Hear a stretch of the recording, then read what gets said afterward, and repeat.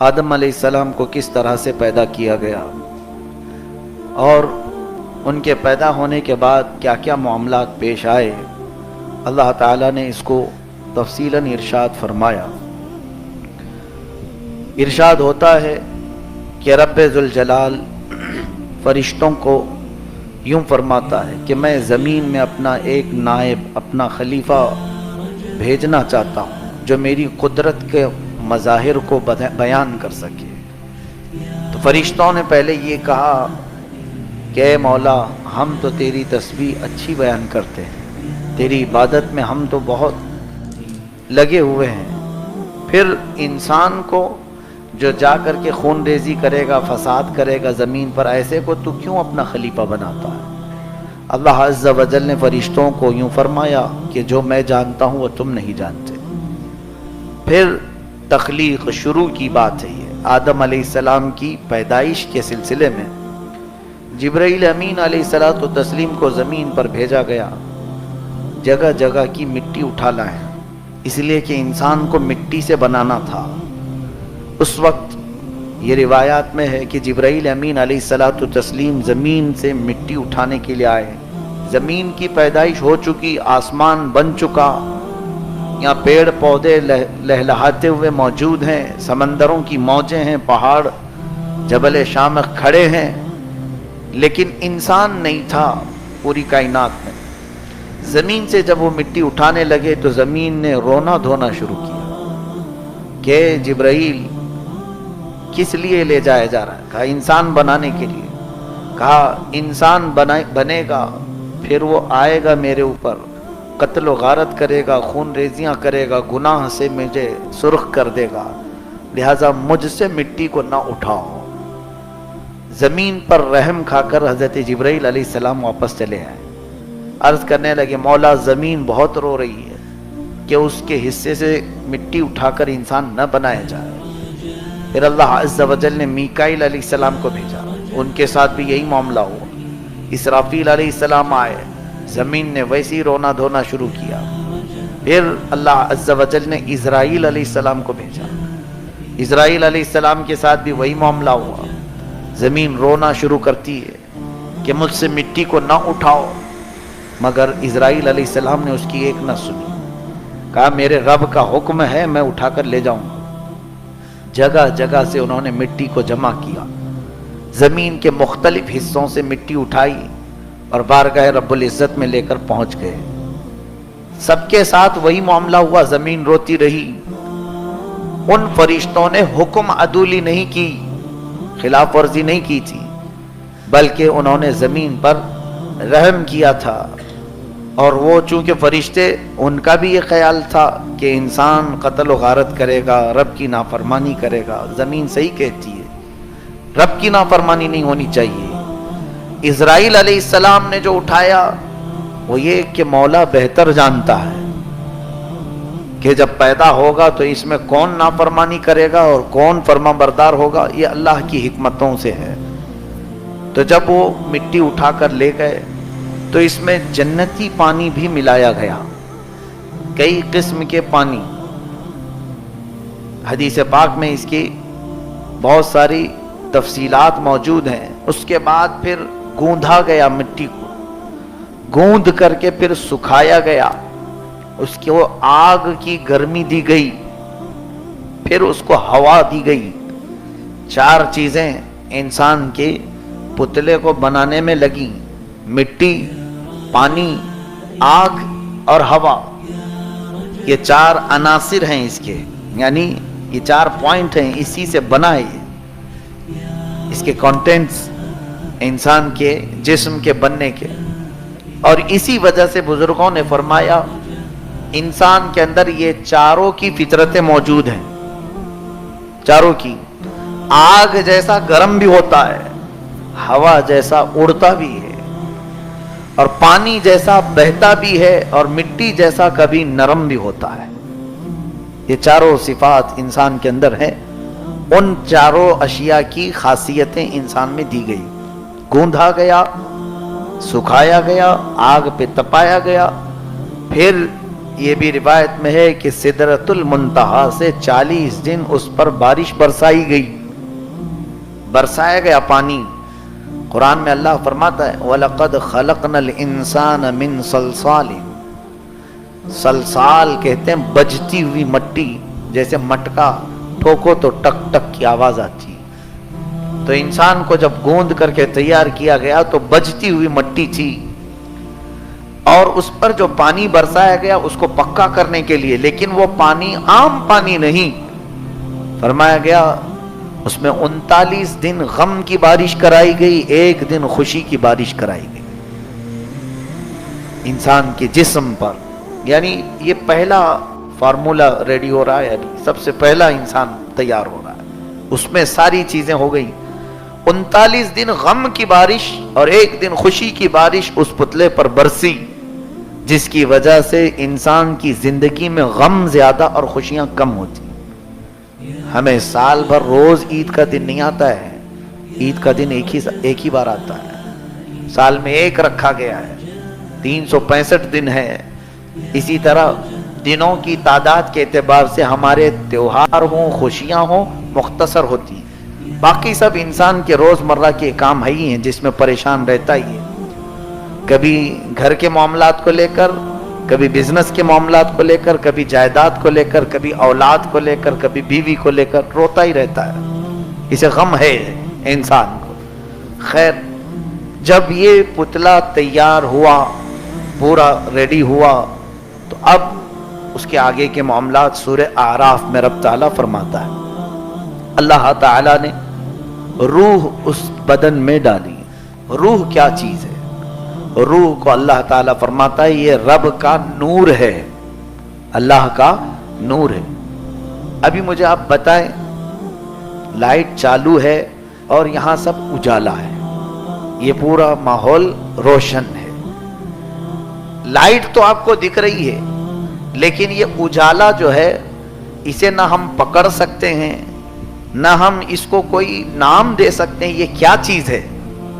یہ اجالا صرف اتنا ہے کہ ہماری آنکھوں کو دیکھنے کے قابل بناتا ہے، باقی یہ اجالا جو ہے یہ نظر نہیں آتی چیز۔ روح کا معاملہ ایسی ہی ہے کہ وہ نور ہے، وہ جسم میں ہے لیکن نظر نہیں آتی۔ کچھ پاور ایسے ہوتے ہیں، اب اس کو سمجھنے کے لیے میں یوں سمجھاؤں، کبھی آپ کو سر درد ہوتا ہے کہ نہیں ہوتا؟ سر درد ہوتا ہے، پیٹ درد ہوتا ہے، سب کو معلوم ہے، لیکن کبھی آج تک وہ دیکھا نہیں وہ درد ہوتا کیسا ہے، کالا ہوتا ہے کہ پیلا ہوتا ہے کہ لال ہوتا ہے، لمبا ہوتا ہے، چھوٹا ہوتا ہے۔ درد کی کیفیت صرف ہمیں معلوم ہے کہ ہمیں تکلیف ہوتی ہے، باقی اس کی شکل کیا ہے یہ ہمیں نہیں معلوم۔ کچھ چیزیں رب تعالیٰ نے ایسی بنائی ہیں جن کی شکلیں نہیں ہوتی، احساس ہوتا ہے، روح انہی میں سے ہے۔ روح ایک نور ہے اللہ تعالیٰ کا۔ اب یہ جب آدم علیہ السلام کے جسم میں ڈالا گیا تو جسم جو ہے مٹی کا بنا ہوا تھا، روح جو ہے نور ہے، روشن۔ روح بھاگ کر باہر آئی، کہنے لگی رب تعالیٰ سے مجھے گھبراہٹ ہو رہی ہے کہ اندر اندھیرا ہی اندھیرا ہے جسم میں کیسے جا کر اس میں رک جاؤں؟ اندھیرا اور روشنی دونوں اپوزٹ چیز ہیں، اسی لیے روح اور جسم کا ملاپ ہمیشہ ہوتا نہیں، ان کی دوستی نہیں ہوتی زیادہ دن، اس لیے کہ یہ دونوں الگ ہوں گے ہی۔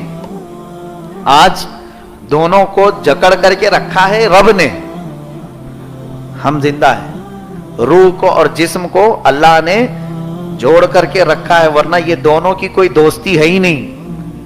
جس دن حکم ہوگا روح اتنی تیزی سے بھاگتی ہے جسم سے کہ دوبارہ اس کی طرف آنا بھی نہیں چاہتی، کبھی نہیں۔ جسم سے جب وہ آزاد ہوتی ہے روح تو دوبارہ اس جسم میں آتی بھی نہیں، نکل جاتی ہے۔ روح کا جسم سے تعلق نہیں۔ ہاں ایک مسئلہ ہو سکتا ہے، کیونکہ دوستی کے لیے سیم چیز ہونا ضروری ہے نا۔ مثال کے طور پر میں آپ کو بتاؤں، علم والا علم والے سے دوستی کرتا ہے، اسے اچھا لگتا ہے دونوں کے ساتھ۔ علم والا جاہل سے دوستی کرے تو جمتی نہیں ہے۔ سائلنٹ رہنے والا بڑبڑیا سے دوستی نہیں کرتا، اس کی جمتی نہیں۔ دونوں کا ساتھ اس وقت جمتا ہے جب دونوں برابر کیوں. روح جو ہے نور ہے اور جسم اندھیرا ہے, دونوں کی دوستی جمتی نہیں. اسی لیے جب موت آتی ہے روح نکل کر بھاگتی ہے. لیکن ہاں جن اہل اللہ نے اپنے جسم کو بھی نورانی بنایا, ان کی روح جاتی ہے پھر آ جاتی, کیونکہ دوستی جو ہو گئی, روح نورانی ہے. اور ان اولیاء کاملین نے جسم کو بھی نورانی بنایا تو روح کی جسم سے دوستی ہو جاتی ہے.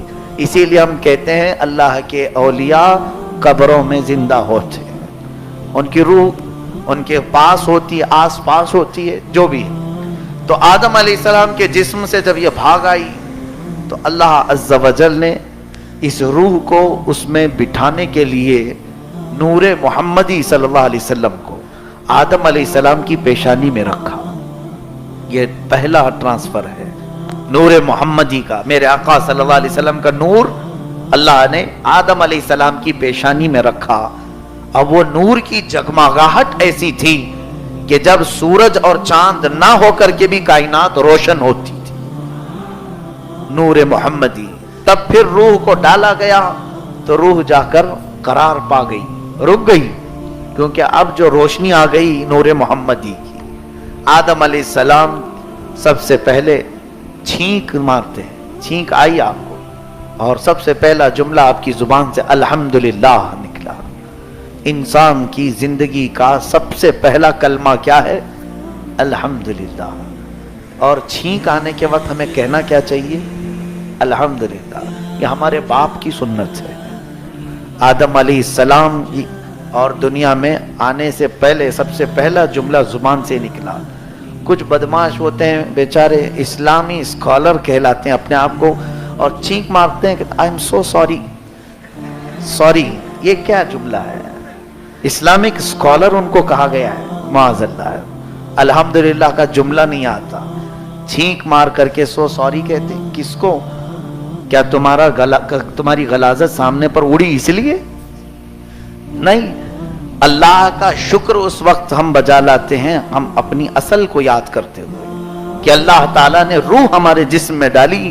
تو جب آدم علیہ السلام کو بیداری آئی تو آپ نے سب سے پہلے رب کا شکر کیا, الحمدللہ. پھر اللہ تعالیٰ نے آدم علیہ السلام کو کھڑا فرمایا اور تمام کائنات کا انہیں مشاہدہ کروایا گیا. وَعَلَّمَ آدَمَ الْأَسْمَاءَ كُلَّهَا. تمام چیزوں کے نام انہیں سکھائے, سب چیزوں کے نام اللہ نے انہیں سکھائے. یہ پہلے پارے میں بھی موجود ہے, اٹھا کر تفسیر دیکھ لینا. ایک بہت اہم بات میں بتا رہا ہوں, تفسیر میں بتایا گیا کیا کیا سکھایا گیا تھا آدم علیہ السلام کو.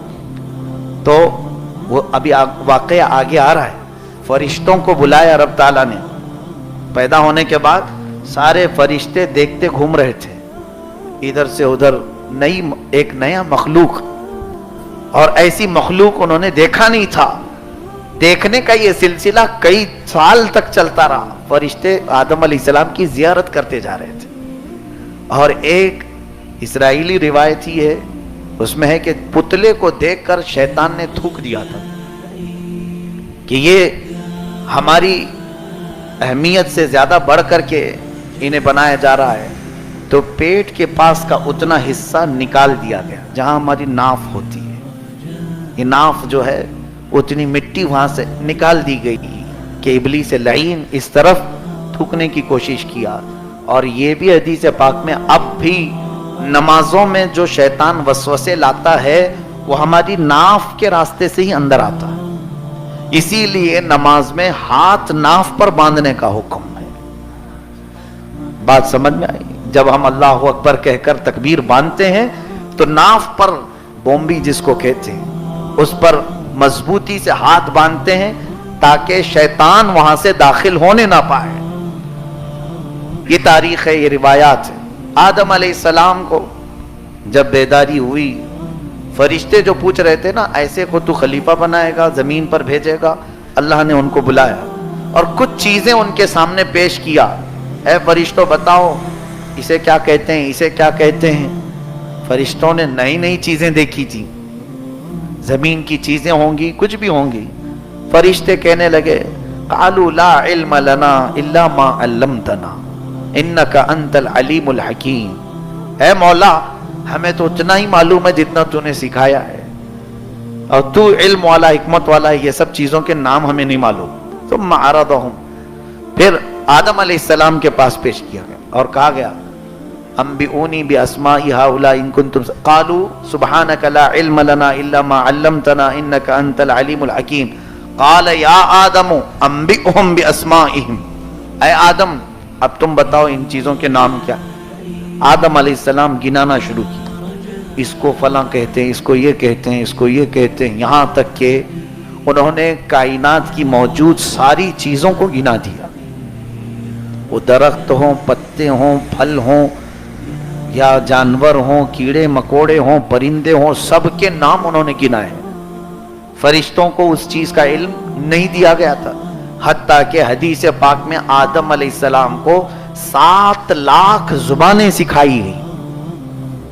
7 जुबानें नहीं आती हमको, 7 लाख जुबानों का इल्म दिया गया। और जब आदम अलैहिस्सलाम बोलने लगे फलां फलां फलां फलां, तो इल्म का रौब ऐसा छाया कि अल्लाह ने फरमाया अब क्या कहते हो फरिश्तों, सब झुक गए। कहा उसजुदू लि आदम, अब आदम को सजदा करो।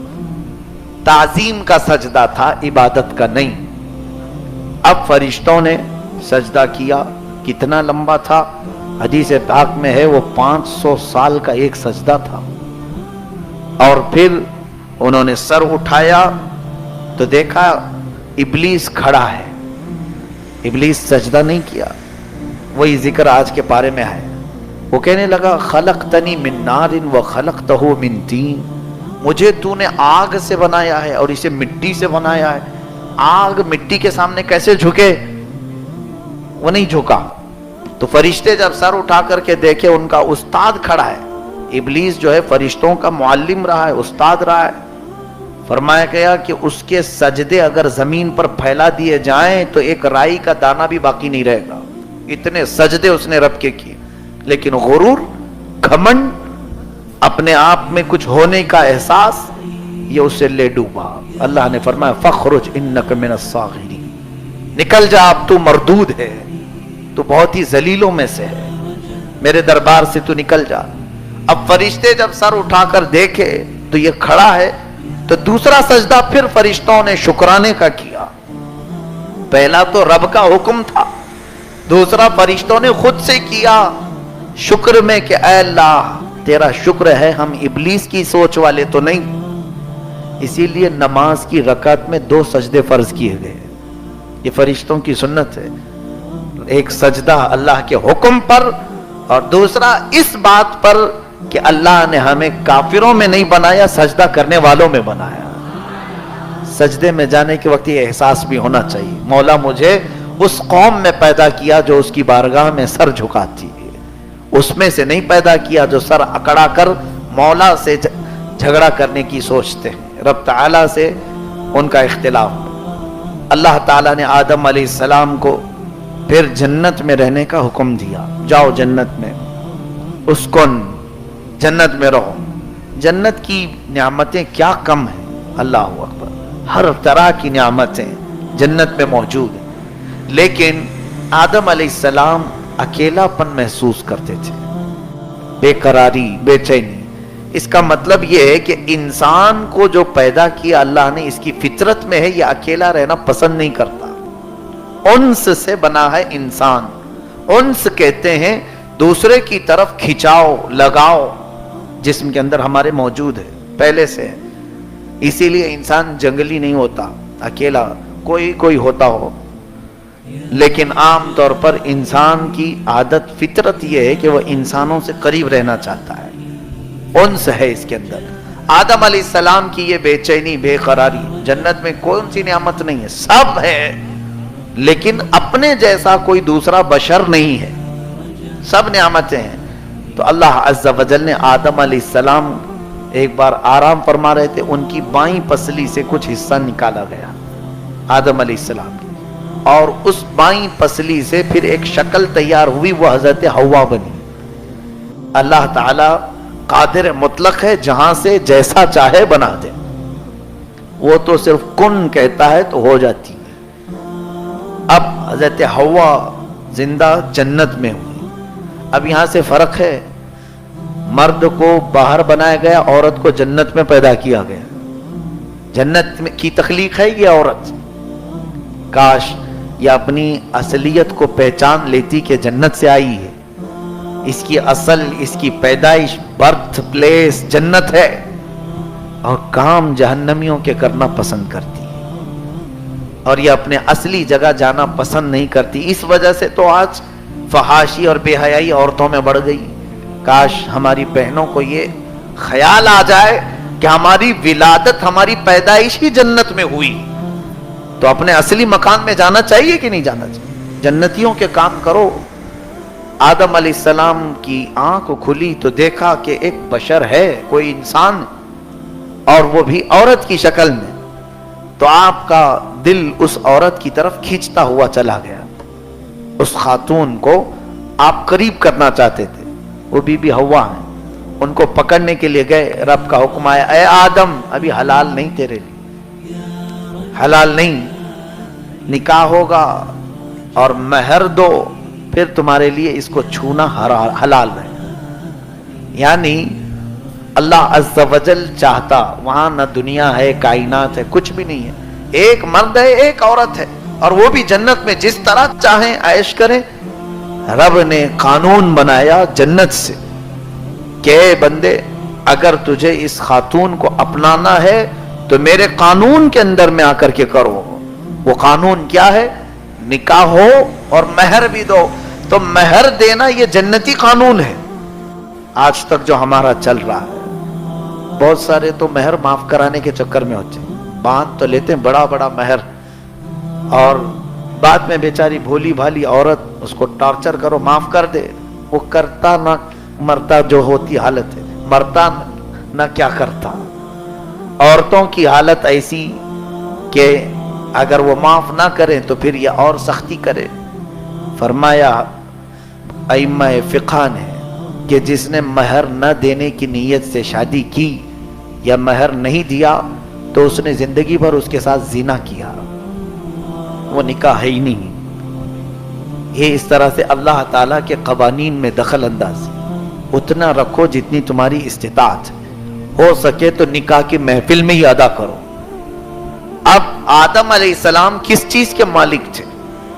جنت میں آپ کو حکم ہوا کہ مہر دو حوا کا. حضرت آدم علیہ السلام نے پوچھا، مولا اس کو میں کیا مہر میں دوں، کیا دوں؟ اللہ تعالیٰ نے فرمایا، یہ حضرت شیخ عبدالحق محدث دہلوی رحمۃ اللہ علیہ کتاب اپنی مدارج النبوہ اور تفسیر ساوی حاشیہ جلالین، ان تمام جگہ پر یہ حدیثیں موجود ہیں. فرمایا اللہ عز و جل، اے آدم تیری اولاد میں آخر زمانے میں میرا ایک محبوب نبی پیدا ہوگا جس کا نام آسمان میں احمد ہوگا، زمین میں محمد ہوگا. کہا پھر کیا ہو؟ اللہ نے فرمایا اس نبی پر تو 20 بار درود بھیج، یہی تیرا مہر ہے. درود اس وقت حکم ہوا 20 مرتبہ، یہ موجود ہے احادیث کریمہ میں، 20 مرتبہ، اور ایک حدیث میں ہے 13 مرتبہ. بہرحال جتنا بھی ہے، لیکن بی بی حوا کا مہر جو ٹھہرا وہ میرے مصطفیٰ کا درود ہے.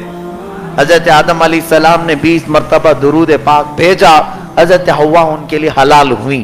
پتہ یہ چلا ہم آدم علیہ السلام کے بیٹے ہیں کہ نہیں، اولاد ہیں یا نہیں.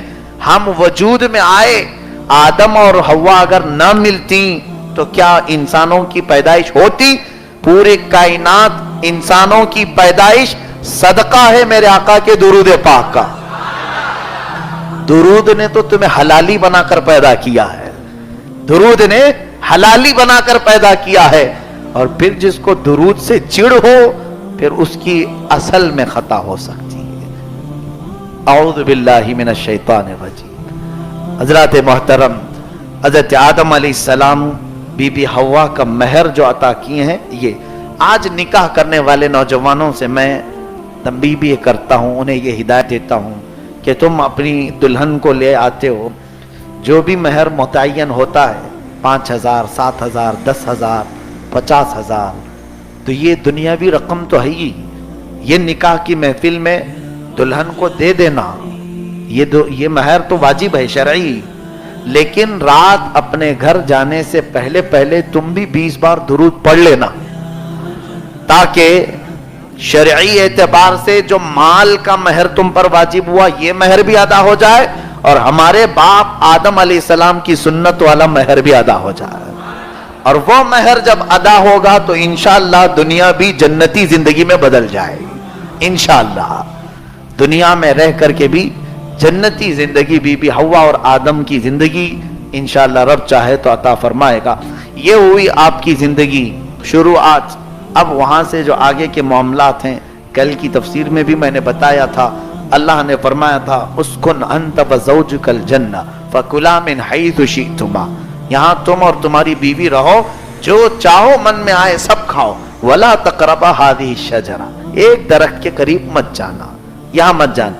ابلیس لعین جو مردود ہو گیا تھا وہ آیا، کہتا ہے فوسوس لهما الشیطان لیبدی لهما ما وری من سوآتهما وقال ما نهاكما ربكما عن هذه الشجرہ، اے آدم و حوا تمہیں معلوم ہے تمہارے رب نے کیوں منع کیا ہے؟ الا ان تکونا ملکین او تکونا من الخالدین، اس لیے کہ تم کھاؤ گے تو یا تو فرشتے بن جاؤ گے یا تو ہمیشہ ہمیشہ جنت میں رہنے والے ہو جاؤ گے، اس لیے منع کیا ہے۔ فرشتے تو بہت اعلیٰ تھے رب تعالیٰ کی عبادت میں، اور جنت کی ہمیشہ کی زندگی کسے پسند نہیں؟ وسوسہ ڈالا، قرآن میں ہے وسوسہ ڈالا ان دونوں کو بھی کہ تم ہمیشہ اس میں رہو گے اگر وہ درخت کا پھل کھاؤ گے۔ تو اس وسوسے میں آ کر ان دونوں حضرات نے پھل کھا لیا، اور اللہ کا عتاب ایسے کہ فوراً ان کے کپڑے اتار لیے گئے۔ جنت میں کچھ اور بھی مخلوق تھی، جیسے حدیث میں ہے سانپ، مور، یہ جنتی جانوروں میں تھے، اور سانپ کے پیر تھے، اور سانپ بڑا خوبصورت تھا، سارے اسے دیکھا کرتے تھے۔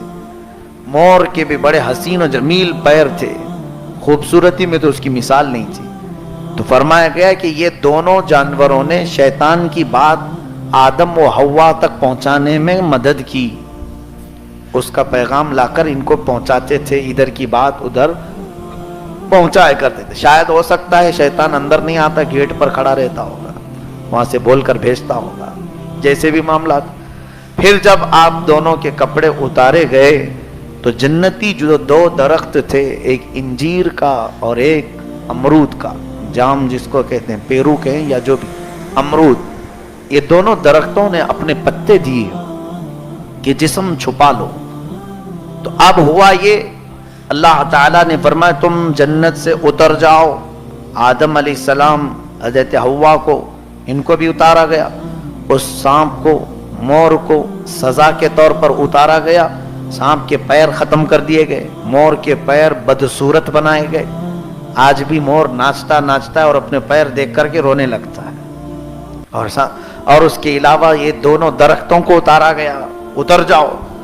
اور اللہ فرماتا ہے وَلَكُمْ فِي الْأَرْضِ عَدُوٌّ، تم آپس میں عدوٌ، ایک دوسرے کے تم دشمن رہو گے، کسی کی ایک دوسرے سے جمتی نہیں، سانپ کی مور سے نہیں جمتی، انسان کی سانپ سے نہیں جمتی، دونوں درخت تو آپس میں ایک جگہ اگتے نہیں۔ پھر شیطان مردود کا اوپر جانا بھی بند کرایا گیا، آسمانوں تک بھی وہ نہیں پہنچے گا۔ اور اللہ تعالیٰ نے فرمایا اب تمہیں ایک مدت تک زمین پر رہنا ہے۔ یہ ہے ہمارے تخلیق کی ابتدا۔ یہاں جو چیز ہمیں لے آئی، سبق اور درس، کئی چیزیں